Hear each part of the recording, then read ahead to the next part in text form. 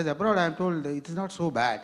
So can we do something to bring some moderation, some change in the way we look at things and way we report? That is my question. What is the first part of the question? His question is, I'll paraphrase that a little bit. He's talking about this excessive negativity. Yes, and he talks about, you open a newspaper, argumentative, he named somebody who had no known the name here. Okay. And then he said that why is it that we're so argumentative? Why so much of bad news? Let me modify that statement. Isn't the film industry also responsible for amplifying that bad news? Absolutely. Amplifying the bad news. Yeah, bad news. I thought our cinema is largely so escapist. How are we amplifying it? Unfortunately, we don't even really address what's going on in much of our country in our cinema today. That's my big problem. So I don't feel we amplify it enough.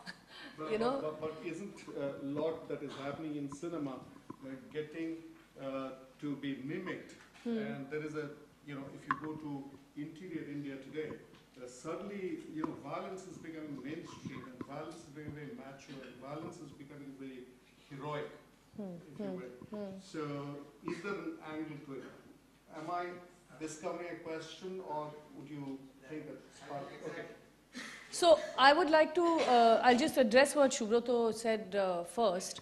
Subroto, I feel that, we went through a whole phase of extremely violent cinema in the 80s with, all the one-man beating. The violence. Yes, yeah. And even the 90s actually, for some period with Sunny Deol and all the action heroes and one guy beating up many people. And usually it was always a fight of, a street guy beating up goons or a poor man beating up a villain, etc.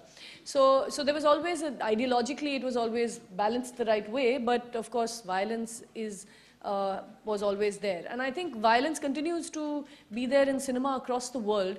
I'm not a great admirer or proponent of violent films. I would say our films are actually highly non-violent compared to, say, Korean films or the films of other Southeast Asian countries where, it's extremely graphic and gruesome. And in fact, many films in the West as well, even films made by well-known people such as the Coen brothers, they have very, very violent films. Now, I think if you go into it a little bit and step away from the argument that films automatically influence behavior, I don't agree with that. I don't think films, it's not such a direct chain of influence or reaction. My feeling on that is that we need to think about why is, for instance, the news in our papers bad? And why is there violence in our films? And for instance, why do we have such bad TV serials? Why are they, when we actually introspect